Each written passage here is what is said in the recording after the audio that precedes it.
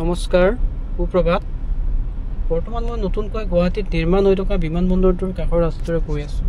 আপোনালোকে হয়তো দেখিছে ইয়াত এক বৃহৎ কনষ্ট্ৰাকচনৰ কাম চলি আছে হয় উত্তৰ পূৰ্বাঞ্চলৰ সৰ্ববৃহৎ আন্তৰ্জাতিক বিমানবন্দৰ নিৰ্মাণ কাৰ্য বৰ্তমান গুৱাহাটীত চলি আছে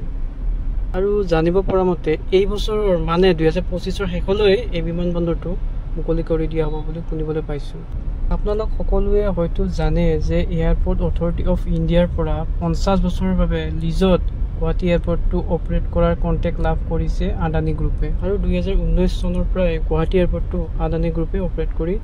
আছে বুলি আমি সকলোৱে গম পাওঁ আৰু এনেকুৱা নহয় যে কেৱল গুৱাহাটী এয়াৰপোৰ্টখনে আদানী গ্ৰুপে অপাৰেট কৰি আছে গুৱাহাটী এয়াৰপোৰ্টৰ বাহিৰেও ভাৰতৰ 5-6খন এয়াৰপোৰ্ট আদানী গ্ৰুপে অপাৰেট কৰি আছে আৰু আদানী গ্ৰুপৰ পূৰ্বেও আন প্ৰাইভেট কোম্পানীবোৰে ভাৰতৰ কেইবাখনো এয়াৰপোৰ্ট অপাৰেট কৰি আহিছে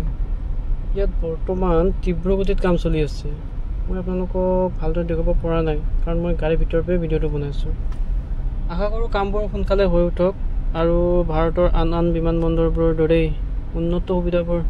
এই বিমানবন্দৰটো উত্তৰ পূৰ্বাঞ্চলৰ বিমান যাত্ৰীসকলে লাভ কৰিব পাৰিব এতিয়া আকৌ ৰাস্তাৰ কথালৈ আহিলোঁ এই যিটো ৰাস্তাত মই বৰ্তমান গৈ আছোঁ এই ৰাস্তাটো কিন্তু আগতে 2 লেনৰ আছিল কিন্তু এতিয়া বৰ্তমান ৰাস্তাটোত 6 লেনৰ কাম চলি আছে আশা কৰোঁ এই কামো অতি সোনকালে সম্পূৰ্ণ হ'ব ধন্যবাদ